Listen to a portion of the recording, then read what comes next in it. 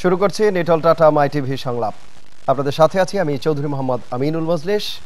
দর্শক, আমাদের আজকের বিষয় সাম্প্রতিক উদ্বেগে তারুণ্যের ভাবনা। আমরা এই বিষয়ে আলোচনা করবার জন্য স্টুডিওতে আমন্ত্রণ জানিয়েছি দুজন তরুণ রাজনৈতিক নেতৃত্ব এবং গণমাধ্যমের পরিচিত মুখ। আমার বাপাশে রয়েছেন জুনায়েদ সাকি, উনি হচ্ছে প্রধান সমন্বয়কারী গণসংহতি আন্দোলনের, এবং আমার ডান পাশে রয়েছেন রাশেক রহমান, সহসভাপতি কেন্দ্রীয় উপকমিটি বাংলাদেশ আওয়ামী লীগ, সহ সম্পাদক কেন্দ্রীয় উপকমিটি বাংলাদেশ আওয়ামী লীগ। আমরা আলোচনায় যাব, এই দুজনের কাছ থেকে আলোচনা শুনবো। সাম্প্রতিক বিভিন্ন বিষয় আমরা দেখেছি যে দেশে এক ধরনের উদ্বেগ উৎকণ্ঠার জন্ম দিয়েছে, সেই বিষয়গুলো নিয়েই আমরা আলাপ করব। প্রথমেই আমরা আলোচনায় যাচ্ছি। দর্শক, আপনারাও এই আলোচনায় যুক্ত হতে পারেন। সেক্ষেত্রে টেলিভিশনের ভলিউম মিউট করে আপনাদের প্রশ্নটি করবেন স্ক্রিনে দেখানো নাম্বারে। জনাব জুনায়েদ সাকি, যে কথাটি বলছিলাম, এর সাম্প্রতিক বিশেষ করে বেশ কিছু কাছাকাছি সময়ে হত্যাকাণ্ডের ঘটনা ঘটেছে এবং এ নিয়ে বিভিন্নমুখী আলোচনাও হয়েছে। তো আপনি বিষয়টিকে কিভাবে বা আপনারা কিভাবে মূল্যায়ন করবেন, এবং এর জন্য যদি দায়ী বলি বা এর পেছনে আসলে দায়টা কার? ধন্যবাদ আপনাকে। আপনি বলেছেন সাম্প্রতিক উদ্বেগে তারুণ্যের ভাবনা। আচ্ছা, প্রথমত সাম্প্রতিক উদ্বেগ বলতে আপনি যে হত্যাকাণ্ড কিংবা খুনের কথা বলেছেন, সেটা তো নিশ্চয়ই একটা উদ্বেগের ব্যাপার।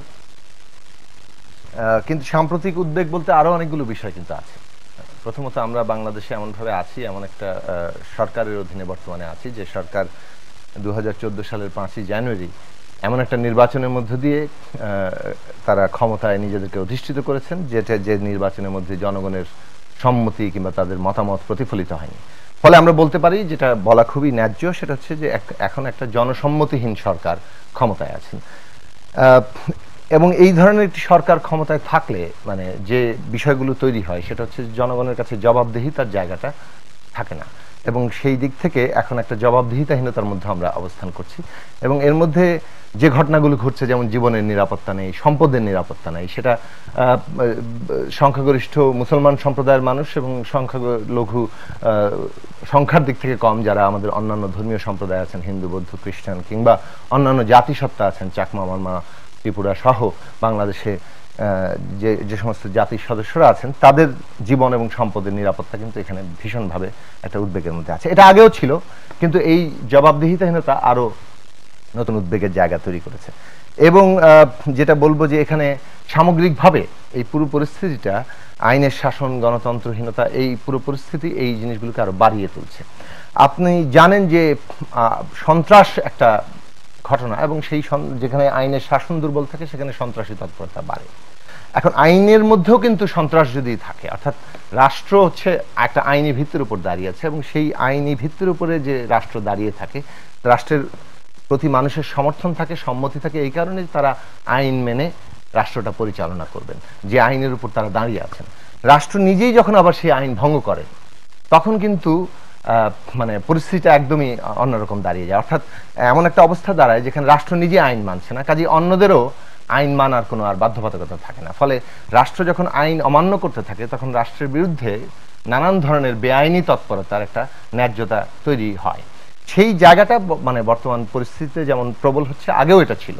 এবং আপনি সম্প্রতি একটা সংবাদপত্রের মাধ্যমে জানবেন যে এই 2004 সাল থেকে বাংলাদেশে নতুন করে, এর আগেও আমাদের দেশে বিচার বহির্ভূত হত্যাকাণ্ড ছিল, সেটার ধরন এবং নাম ভিন্ন ছিল, কিন্তু 2004 সাল থেকে আমরা দেখেছি যে রাষ্ট্রীয় বিশেষ বাহিনী নানানভাবে নানান কথা বলে প্রায় 1700-র উপর মানুষকে ক্রস ফায়ারে হত্যা করেছেন বলে অভিযোগ এখানে আছে। এবং অতি সম্প্রতি একটা জঙ্গিবাদী গোষ্ঠীর একজন সদস্য বলে যাকে পুলিশ বলছেন, তাকে হাতে নাতে মানুষ ধরেছেন, একজন শিক্ষককে তার উপরে হামলা করতে গিয়ে। সেই সদস্যকে ধরার পরে আমরা দেখলাম পুলিশি হেফাজতে তার হাত করা পড়া অবস্থায় তাকে আমরা নিহত অবস্থায় দেখলাম, এবং গুলি তার মধ্যে আছে। যেখানে তিনি কোর্টে যখন যাচ্ছেন তার মধ্যে বুলেট প্রুফ জ্যাকেট আছে, কিন্তু আমরা তারপরেও দেখলাম যে তাকে পুলিশ হেফাজতে রক্ষা করতে পারলো না, তার গুলিবিদ্ধ হলো। এবং আমরা আবারও শুনলাম যে একই কাহিনী, যে তাকে নিয়ে গিয়ে তারা অস্ত্র এবং তার অন্যান্য সাথীদের সন্ধান করতে গিয়েছেন এবং তারপরে গোলাগুলির মধ্যে তিনি ক্রস ফায়ারে নিহত হয়েছেন। তো এই গল্পটা আসলে মানুষ যে বিশ্বাস করে না, এবং এখন পরিস্থিতি এমন দাঁড়িয়েছে যে রাষ্ট্রীয় বাহিনী এই ধরনের গল্প বলতে বলতে পরিস্থিতি এমন জায়গায় তৈরি করেছে যে তারা যখন সত্যি সত্যি একটা অস্ত্র উদ্ধার করেন কিংবা কোথাও যখন সত্যি সত্যি গোলাগুলি হয় তখন সেটা হয়তো মানুষের বিশ্বাসযোগ্য জায়গা থাকে না। এই অবস্থাটা বিপজ্জনক এবং রাষ্ট্রের ন্যায্যতার জায়গাটা কিন্তু এটা নাড়িয়ে দেয়। এখন হ্যাঁ, একটা সমাজের মধ্যে বৈষম্য যখন থাকে, নানান ধরনের অব্যবস্থাপনা থাকে, মোদ্দা কথা যদি আমরা বলি যে সুশাসনের অভাবকে আপনি দায়ী করছেন, থাকে যখন, তখন কিন্তু নানান ধরনের এই যে সন্ত্রাসী তৎপরতা বলেন, নানান ধরনের অপরাধ ইত্যাদি বৃদ্ধি পেতে পারে কিংবা থাকে বিভিন্ন দেশে আমরা দেখতে পাচ্ছি, এবং বাংলাদেশের মতো দেশে এই ধরনের অপরাধের এটা অস্বাভাবিক নয়। কিন্তু এই অপরাধটা কিভাবে আমরা মোকাবেলা করব, সে অপরাধ মোকাবেলা করতে গিয়ে রাষ্ট্র যখন মানুষ মেরে ফেলার সিদ্ধান্ত নেয় তখন কিন্তু রাষ্ট্র নিজেই কিন্তু সেই অপরাধের দমন নয়, বরং আরো অপরাধের বিস্তৃতি ঘটায়। এটা হচ্ছে আমার মূল পয়েন্ট। আর দ্বিতীয়ত হচ্ছে যে এই অপরাধগুলো হচ্ছে বিশেষ কতগুলো মানে পৃষ্ঠপোষকতার ফলে। এর যেমন দেশীয় ভিত্তি আছে, আন্তর্জাতিক নানান রকম যোগসূত্র আছে, সেই বিষয়গুলো আমরা পরে বিস্তারিত করব। কিন্তু বাংলাদেশে প্রধানত গণবিরোধী রাজনীতি একটা প্রবলভাবে আধিপত্য বিস্তার করে আছে। সেটাই এই সন্ত্রাসী তৎপরতা এবং গণবিরোধী তৎপরতা মানুষকে হত্যা করার মতো জায়গায় যাওয়াটা উৎসাহ দিচ্ছে। এবং যেটা আবারও বলতে হবে যে এই ৪৪ বছরের মুক্তিযুদ্ধের মধ্যে দিয়ে যে বাংলাদেশ প্রতিষ্ঠিত হয়েছে, লক্ষ লক্ষ শহীদের রক্তের ঋণে যে বাংলাদেশ, সেই বাংলাদেশে এখন রাজনীতি কিন্তু আর জনগণের হাতে নাই। সেটা একটা গুরুত্বপূর্ণ। আমরা একটু শুনে আসি জনাব রাশেক রহমানের কাছে আপনার এই বক্তব্যের পরিপ্রেক্ষিতে আসলে আপনি কি বলবেন, কারণ রাষ্ট্রের আমরা আইন শৃঙ্খলা বাহিনীর তৎপরতা দেখেছি, সবকিছু মিলিয়ে আপনি এই বিষয়টিকে কিভাবে দেখবেন? আপনাকে ধন্যবাদ। প্রথমে আমি জুনায়েদ সাকির সাথে একটা জায়গায় একমত করে কথা শুরু করতে চাই। আসলে বাংলাদেশে এখন গণবিরোধী রাজনীতির এক মেঘাচ্ছন্ন আকাশ। এর কারণ উনি এই কথাটি উল্লেখ করেননি, আমি মনে করি ওনার উল্লেখ করা উচিত ছিল। বিএনপি জামাতে ইসলামীর যে রাজনীতি সেটা নিশ্চিতভাবে গণবিরোধী। এবং আমি যদি জুনায়েদ সাকির কথাগুলোকে সত্য ধরে নিই তাহলে কি দাঁড়াচ্ছে ওনার কথা থেকে, যে ওনার মনোপুত নির্বাচন হলে বা বিএনপি বা জামাতে ইসলামের মনোপুত নির্বাচন হলে এই সন্ত্রাস হতো না। তাহলে এই সন্ত্রাস কে করছে? বিএনপি বা জামাতে ইসলামী করছে, এক। ২ নাম্বার, ওনার মনোপুত নির্বাচন কেন হলো না এটাও তো বলতে হবে। এর কারণ হচ্ছে যে ২০১৪ সালের ৫ই জানুয়ারি নির্বাচন বেগম খালেদা জিয়া, মতিউর রহমান নিজামী, আলী হাসান মুজাহিদ এবং তারেক জিয়াকে সাথে নিয়ে তারা অগণতান্ত্রিক ভাবে বিএনপির নেতাকর্মীদের মতামতের বিরুদ্ধচারণ করে, দেশের জনগণের বিরুদ্ধচারণ করে এই নির্বাচনকে তারা বয়কট করে। সুতরাং বাংলাদেশ আওয়ামী লীগ কখনই জনবিরোধী না, তারা সবসময় জনগণকে নিয়েই চলতে চান।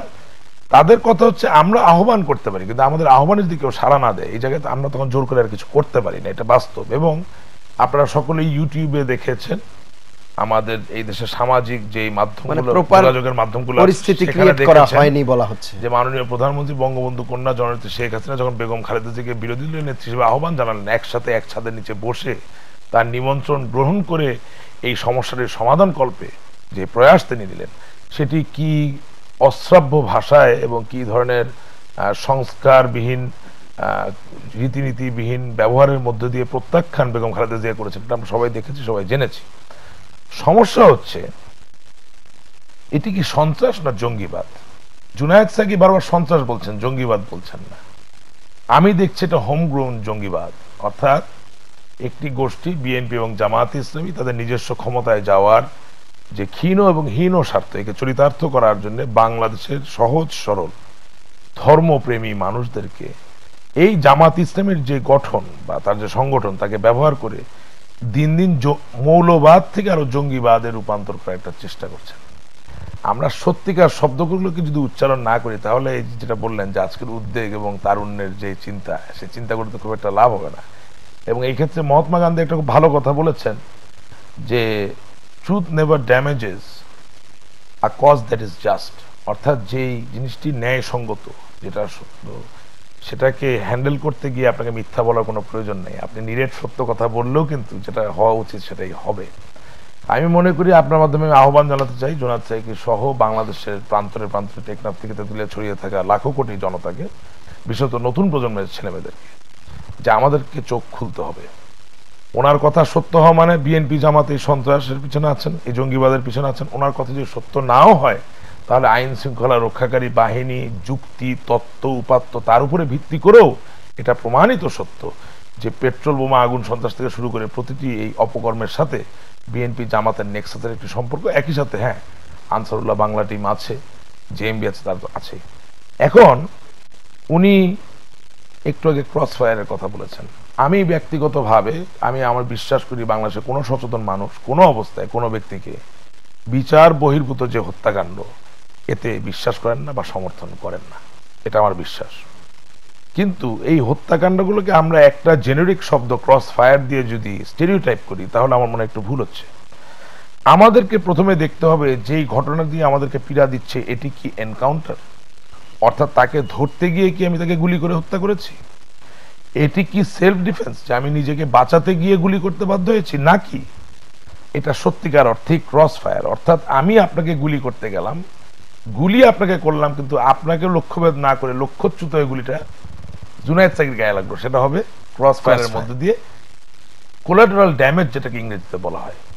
সুতরাং এই তিনটি ভাগ আমাদেরকে আগে করে নিতে হবে। আমি ফাহিমের মৃত্যু যেটা হয়েছে, ঘটনা আমি যা পড়েছি আমি নিজে দেখিনি, তবে আমি এতটুকু বিশ্বাস করি যারা চাপাতি, অস্ত্র শস্ত্র, গোলা বারুদে সজ্জিত হয়ে একজন মানুষকে হত্যা করার পরিকল্পনা করতে পারে, তাদেরকে আপনি যখন ধরতে যাবেন তারা নিশ্চয়ই পুষ্পমাল্য দিয়ে আপনাকে বরণ করবে না, তারাও বাঁচার চেষ্টা করবে বা পালানোর চেষ্টা করবে। একই সাথে তাদেরকে সাথে নিয়ে যখন আপনি অবৈধ অস্ত্রের কোনো মজুদ উদ্ঘাটন করতে যাবেন, তখন ওই অস্ত্রের মজুদের পাহারায় যারা থাকবেন তারাও নিশ্চয়ই পুষ্পমাল্য দিয়ে আপনাকে বরণ করবেন না। সুতরাং আমার আহ্বান হবে যে আর যাই কিছু হোক, বিচার বহির্ভূত হত্যাকাণ্ড যদি হয়ে থাকে সেটা একেবারে কাম্য না, শব্দটা হচ্ছে হত্যাকাণ্ড।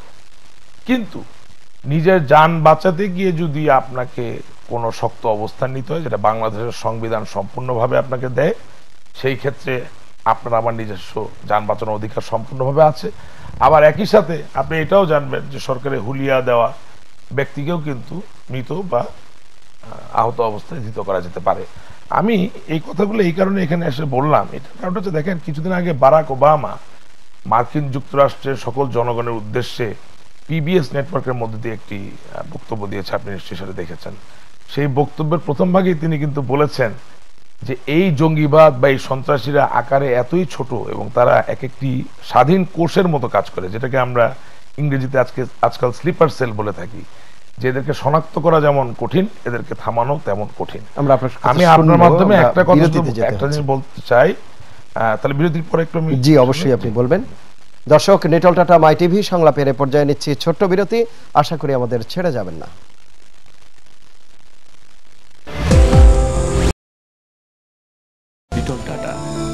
ফিরে এলাম নেটল টাটা মাই টিভি সংলাপে। ধন্যবাদ সাথে থাকার জন্য। জনাব রাশেক রহমান যে কথা বলছিলেন আপনি শেষ করবেন, তারপরে আমরা যাব। উনি বলছেন যে সেলগুলো এত ছোট যেটাকে চিহ্নিত করা এবং একে প্রতিরোধ করা কঠিন হয়ে যায়। তবে আমি এতটুকু আশ্বস্ত করতে চাই যে বঙ্গবন্ধু কন্যা মাননীয় প্রধানমন্ত্রী শেখ হাসিনা যেভাবে পেট্রোল বোমার নাশকতাকে দমন করেছেন, ঠিক একইভাবে এই জঙ্গিবাদী যে কর্মকাণ্ড তাকেও আমরা দমন করব অবশ্যই সফলতার সাথে। এখানে শুধু একটা কথা জুনায়েদ সাকিব ভাইকে আমি জিজ্ঞাসা করতে চাই বা বলতে চাই, ইংরেজরা যখন আমাদেরকে শাসন করেছিলেন তখন কি আমরা মুক্তির জন্য আন্দোলন করিনি, সংগ্রাম করিনি? হ্যাঁ, তখন বিচ্ছিন্ন কিছু ঘটনা ঘটেছে যেখানে সন্ত্রাস ছিল, তবে সেই সন্ত্রাসী কর্মকাণ্ড কোনোদিন আমাদের নিজস্ব দেশীয় মানুষের উপরে হয়নি, সেটা হয়েছে ইংরেজদের যে যন্ত্র, শাসন যন্ত্র, তার উপরে। আবার একই সাথে পাকিস্তান আমলে আমরা কি মুক্তির জন্য আন্দোলন করিনি বা প্রতিবাদ করিনি? তখনও সন্ত্রাস হয়েছে বিচ্ছিন্নভাবে, কিন্তু সেটা কোনোদিন আপামর জনসাধারণের উপর হয়নি। আজকে ন্যায্যতার প্রলেপই বলুন বা যেই পর্দায় তাকে আচ্ছাদিত করতে চান, তা দিয়ে এই দেশের নিরপরাধ অসহায় মানুষের উপর পেট্রোল বোমার যে লেলিহান শিখা, সেটাকে আমার মনে হয় জুনায়েদ ভাইয়ের জাস্টিফাই করাটা ঠিক হবে না। আর তার থেকেও বড় কথা, একটা ছোট উদাহরণ দিয়ে কথাটা শেষ করে দিব। বারাক ওবামা তার ওই বক্তৃতায় আরেকটা কথা বলেছিলেন যে তিনি অ্যাডাম জুবিন নামে একজন সহকারী সেক্রেটারি, অর্থাৎ সে দেশের উপমন্ত্রী র্যাঙ্কের লোককে নিয়োগ দিতে চেয়েছিলেন, যার জন্য একটা ভোট দরকার ছিল সিনেটের পক্ষ থেকে, কিন্তু তারা 420 দিনও এই মনোনয়নের 420 দিন পেরিয়ে যাওয়ার পরও তারা এই ভোটটি দেয়নি। এবং সেই ক্ষেত্রে তিনি বক্তব্যে বলছেন যে আমি যখন আজকে মার্কিন যুক্তরাষ্ট্রের এই হোমগ্রোন গৃহপালিত যে জঙ্গিবাদ, একে মোকাবেলা করার জন্য অ্যাডাম জুবিনের মতো একজন যোগ্য ব্যক্তিকে অ্যাপয়েন্টমেন্ট দিতে চাই, তখন শুধুমাত্র রাজনীতি করার জন্যই আপনারা এই লোকের নিয়োগটি আটকে রেখেছেন। একটু সভ্য, ভোটের মাধ্যমে আটকে রাখা। আমরা একটু অসভ্য।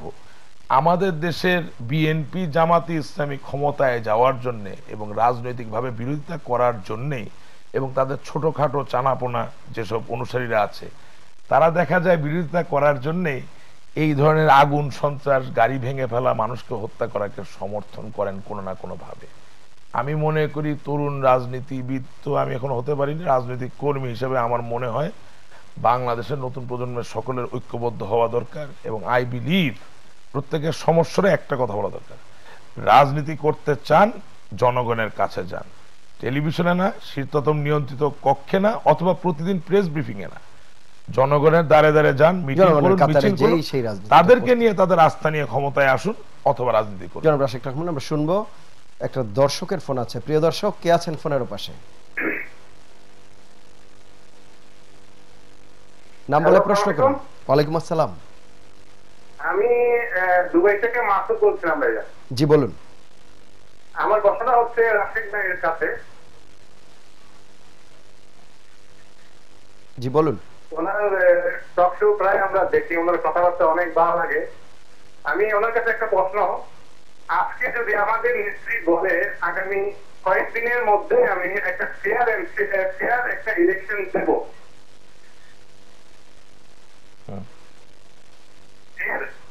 এরপরে আপনার যে রাশেক ভাই যে কথাগুলা, উনি যে ভঙ্গিতে কথা বলেন টক শোতে, এই বকবকানে ওনারা থাকবে কিনা?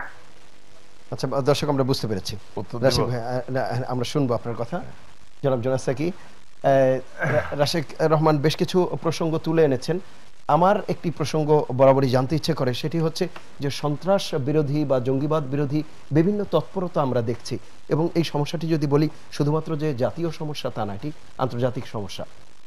সেই ক্ষেত্রে 2 দশক আগেও শুধু ওই লাদেনের যে আল কায়দা, এই সংগঠনই হয়তো ছিল, আর বা 2-1টি সংগঠন, কিন্তু আল কায়দা এবং তালেবান। কিন্তু এরপর এই 2 দশক পেরিয়ে যে এত তৎপরতার পরেও এখনো পশ্চিমা গোয়েন্দা সংস্থার রিপোর্ট অনুযায়ী প্রায় 5000 এই ধরনের জঙ্গি সংগঠন আছে, যার মধ্যে নাইজেরিয়ার বোকো হারাম যদি বলি আমরা সেটা, কিংবা আমরা যদি বলি সিরিয়ায় আছে আইএস, বিন লাদেন ফ্রন্ট, তারপরে আল নুসরা। এই ধরনের সংগঠন আসলে কেন? এটা কি কোনো মতাদর্শগত কারণে বা বঞ্চিতর কারণে? মানে বিষয়টা আসলে কি, আপনি একটু ব্যাখ্যা করবেন? ধন্যবাদ আপনাকে। আমি আসলে মানে এই যে ব্যাখ্যা বিশ্লেষণে তো পার্থক্য হবে। আমরা যে জনগণের পক্ষ থেকে যখন কথা বলি, জনগণের স্বার্থের জায়গা থেকে যখন একরকম বক্তব্য আসবে, আবার ক্ষমতার ভাষা আরেক রকম। ক্ষমতার অবস্থান থেকে যেভাবে দেখে, যেমন আমাদের রাশেক ভাই ক্ষমতার অবস্থান থেকে যেভাবে দেখছেন, এবং বিশেষভাবে যখন একচেটিয়া ক্ষমতা কেন্দ্রীভূত হয়ে যায় তখন ভাষা যেভাবে হয়, সে পার্থক্য তো ঘটবেই।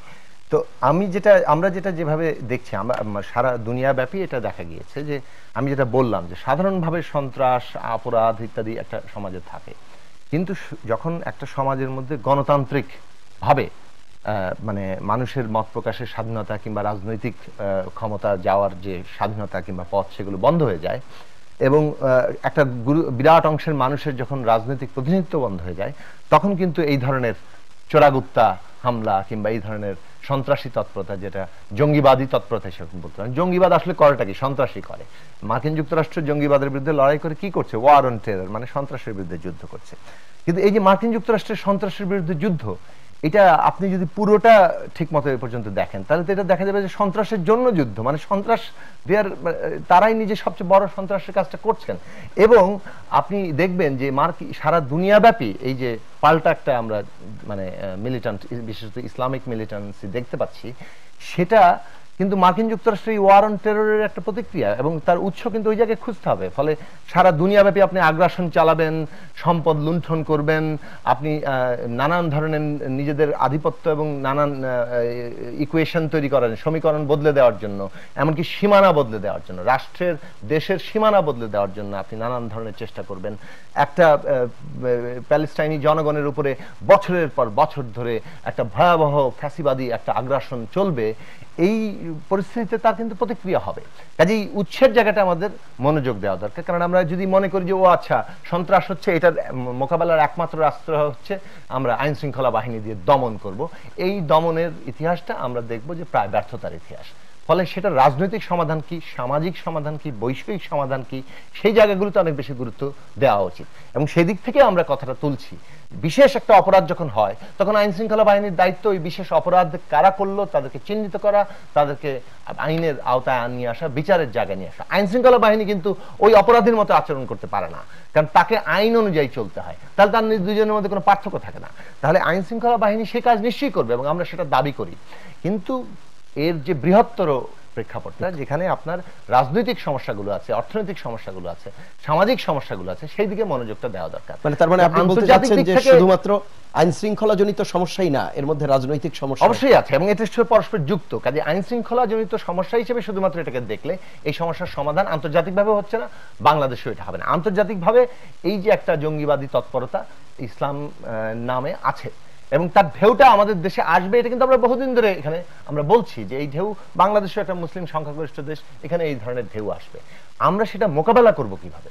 বাংলাদেশে যে শান্তি বিরাজিত ছিল এখানে হাজার বছর ধরে, সেইটা এখানে নানান ধরনের অশান্তি এবং বিরোধও ছিল, কিন্তু তার মধ্যে প্রধানত শান্তির উপাদানগুলো বেশি ছিল। সেটাকে লালন করে কিভাবে আমরা এটা মোকাবেলা করতে পারি? সেক্ষেত্রে আমরা বলছি যে গণতান্ত্রিক একটা পরিবেশ দরকার, কারণ সেটাই আমাদের মধ্যে জাতীয় ঐক্য সৃষ্টি করতে পারে।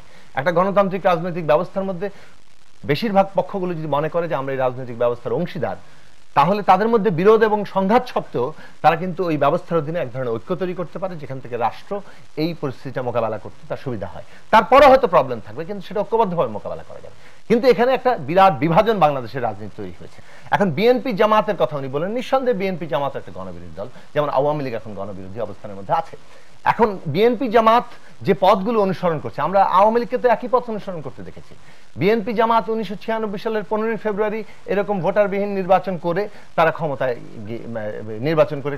গিয়েছিল। তারা ক্ষমতা ছেড়েছে, কিন্তু সেটা তখন একটা চাপ ছিল।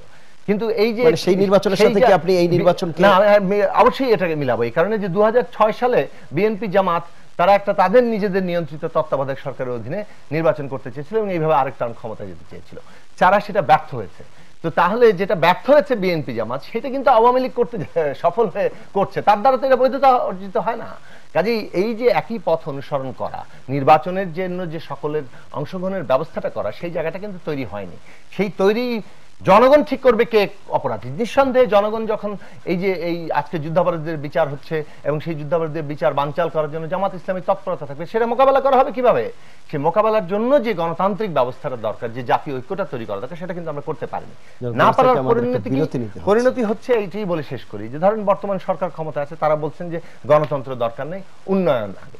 সেই উন্নয়নের কোনো জবাবদিহিতা কিন্তু নাই।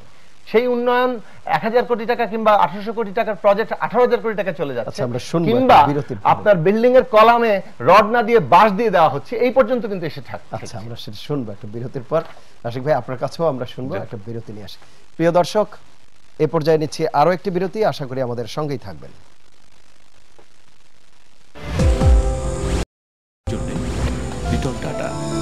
সংলাপে আপনারা দেখছেন লিটল টাটা বাই টিভি সংলাপ। ধন্যবাদ সাথে থাকার জন্য।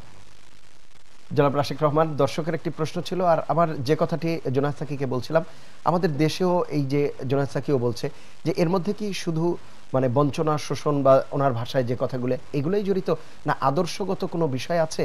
বা যেভাবে তারা উদ্বুদ্ধ করতে পারছে, আমরা যদি বলি প্রতিক্রিয়াশীল যারা আছে তারা যেভাবে উদ্বুদ্ধ করতে পারছে, আমরা যারা প্রগতিশীল বলে নিজেদেরকে দাবি করি বা আমরা বিশ্বাস করি, তারা কি তাদের ছত্র ছায়ায় বলি আর তাদের প্ল্যাটফর্মে বলি, আমরা কি সঠিকভাবে টানতে পারছি না? এক্ষেত্রে কি কোনো ব্যর্থতা আছে কিনা, মানে আপনি কিভাবে দেখবেন?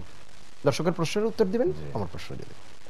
প্রথমত দুবাইয়ে অবস্থিত সম্মানিত দর্শক, আপনাকে আমি আন্তরিকভাবে ধন্যবাদ জানাই দুটি কারণে। এক, আপনি বাংলাদেশের একজন প্রবাসী বাঙালি, অনেক পরিশ্রম করে বাংলাদেশের জন্য অনেক অর্থ উপার্জন করছেন, এর জন্য হৃদয়ের অন্তঃস্থল থেকে আপনাকে অনেক অনেক অভিবাদন। আমার মনে হয় আপনি আমাকে একটু ভুল বুঝেছেন, আমি নিজেকে পরিষ্কার করার চেষ্টা করব। প্রথম কথা হচ্ছে যে মধ্যবর্তী নির্বাচন হলে আমার বকবকানি কি হবে, আর খুব বেশি কিছু হবে না। এর কারণ হচ্ছে যে আমি 16 বছর বয়স থেকে তো ছাত্রলীগের সাথে জড়িত, আমাদের সাথে জড়িত। আমি বেগম খালেদা জিয়া এবং তার সন্তান তারেক জিয়ার যে চৌর্যবৃত্তির যে রূপান্তর, অর্থাৎ এই দুর্নীতিগ্রস্ত হওয়ার যে পর্যায়ে, সেটা যেমন নিজ চোখে দেখেছি, আবার 2001 থেকে 2006 সাল 21 আগস্টের গ্রেনেড হামলার পেছনে তার প্রচ্ছন্ন একটা হাত, শাহ এসএমএস কিবরিয়াকে হত্যা করা, আসানুল্লাহ মাস্টার সাহেবকে হত্যা করা এবং বাংলাদেশের জঙ্গিবাদের যে বিস্তার, এবং এটা খালেদা জিয়া তারেক জিয়ার যে আনুকূল্য হয়েছে সেটাও আমি দেখেছি। সুতরাং হ্যাঁ, আমি কোনো মধ্যবর্তী নির্বাচন আসবে বলে বা আমরা যারা এই দল করি তারা ভীত হয়ে যাব, আমাদের আলাপচারিতা বন্ধ হয়ে যাবে, এটা মনে করা ভুল হবে। তবে আমি দুঃখিত হবে, কারণটা হচ্ছে আজকে 2019 সালের আগে যদি মধ্যবর্তী নির্বাচন হয় তাহলে বুঝে নিতে হবে যে 2015 সালের 5ই জানুয়ারি থেকে ধারাবাহিকভাবে 93 দিনের অগ্নি সন্ত্রাস পেট্রোল বোমার মধ্য দিয়ে 250-র বেশি মানুষ যারা প্রাণ দিয়েছেন, যারা রাজনীতির সাথে কোনোভাবে সংযুক্ত ছিলেন না, তাদের এই প্রাণ দেওয়াটা সত্যিকার অর্থে ব্যর্থ হয়ে গেছে।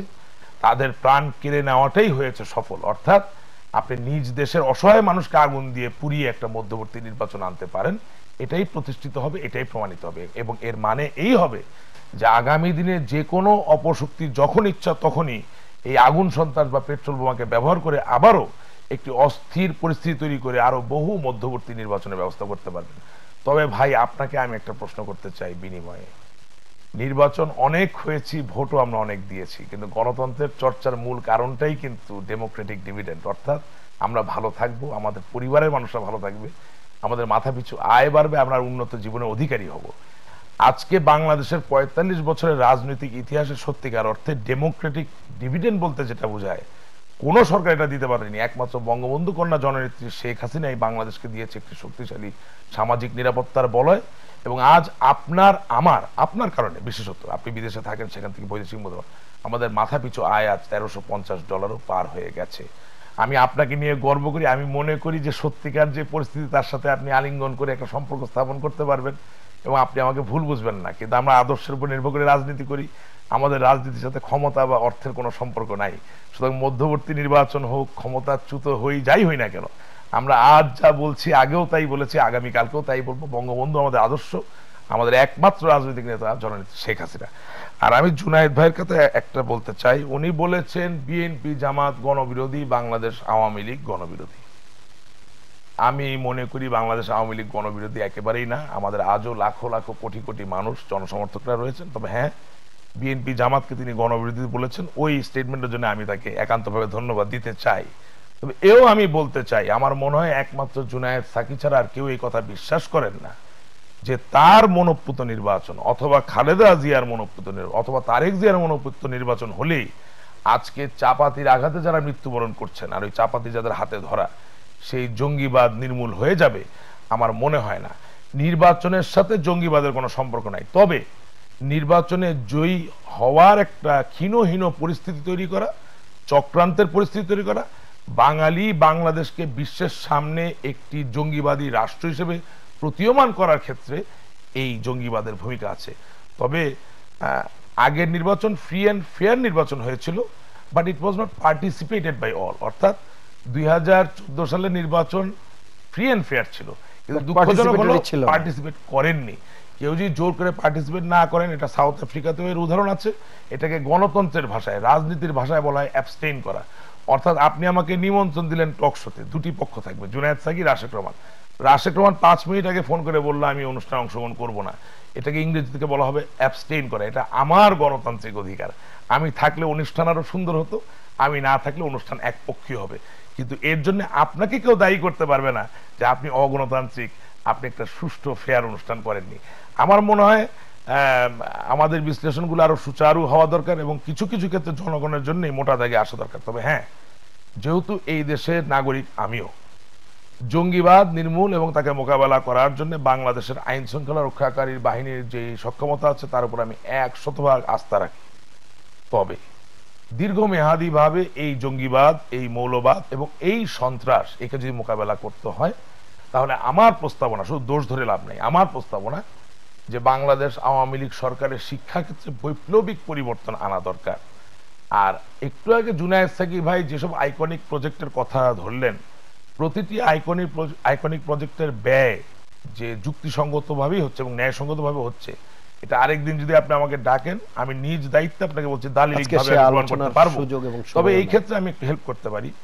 জুনায়েদ সাকি ভাই, নদীর এই পারে বসে অনেক কিছু মনে হয়। আপনি নিজে নির্বাচন করেছেন, আপনি ভোট পেয়েছেন, নিশ্চয়ই আপনার ভোটার ব্যাংকের ভিতরে আপনার ফেসবুকে যে পরিমাণ আশ্বাস পেয়েছিলেন, কথা দিয়েছিল, সেই তুলনায় কিন্তু ওইভাবে আপনি ফলে মানে বাস্তবে সেই ফলাফল পান না। এই কথা আমি কেন বলছি, এইটা বলছি এই কারণে যে প্রায়োগিক রাজনীতির থেকে যখন একজন ব্যক্তির দূরত্ব অনেক বেড়ে যায় তখন তার জন্য একটা চেয়ারে বসে থেকে এটা আইকনিক প্রজেক্ট 1000-এর জায়গায় 18,000 কোটি এগুলো বলা খুব সহজ হয়, কিন্তু প্রায়োগিক রাজনীতিতে যার অভিজ্ঞতা নাই আমার মনে হয় এই অঙ্ক বা এই সমীকরণ সঠিকভাবে না মিলিয়ে এসে শুধুমাত্র রাজনৈতিক রিটরিক যদি দেওয়া হয় তাহলে আমাদের দেশের জনগণ শুধুমাত্র বিভ্রান্তি হবে, এবং এটাও কিন্তু বাস্তবতা।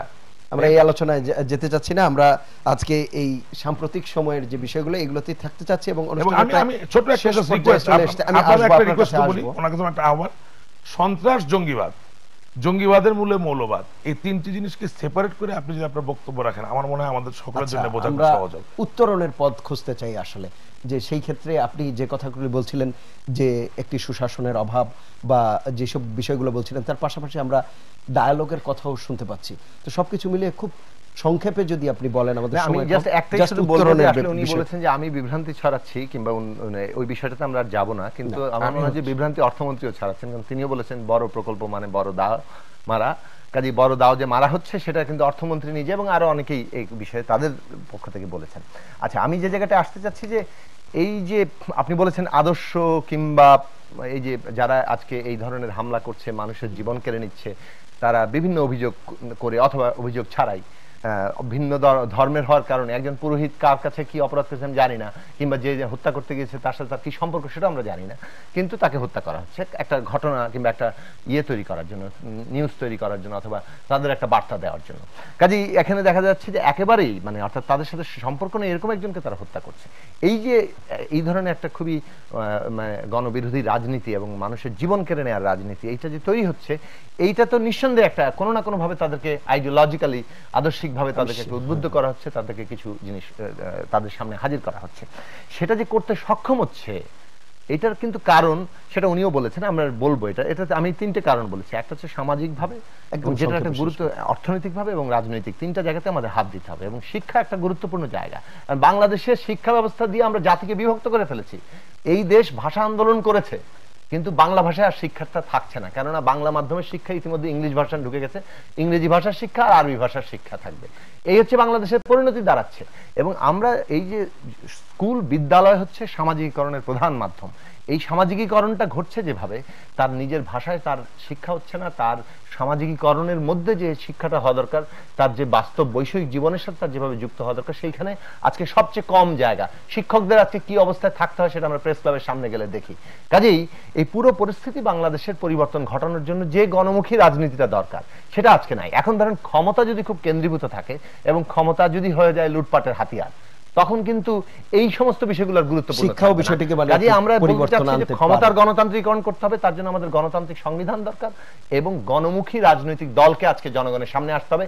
তারুণ্য যদি সত্যিকার অর্থে বাংলাদেশকে আজকে রক্ষা করতে চায় তাহলে তার মূল কাজ হচ্ছে এই মুখে গণমুখী রাজনীতি সংগঠিত।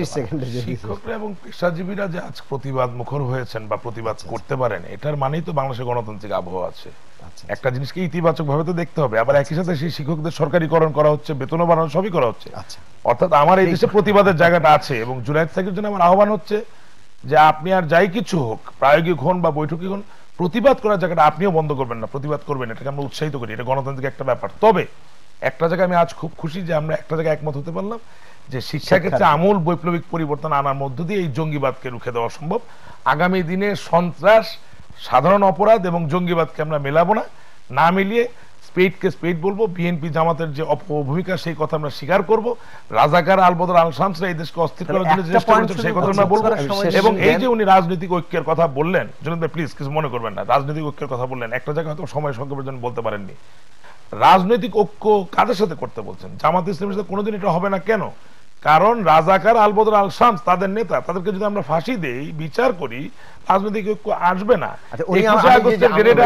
যেখানে মাননীয় প্রধানমন্ত্রী শেখ হাসিনাকে হত্যা করার চেষ্টা করেছেন, আমি বলেছি একটা গণতান্ত্রিক রাজনৈতিক তারেক জিয়া, তাকে যদি আমরা বিচার করতে যাই তাহলে পরিত্যাগ করে ঐক্য করবেন।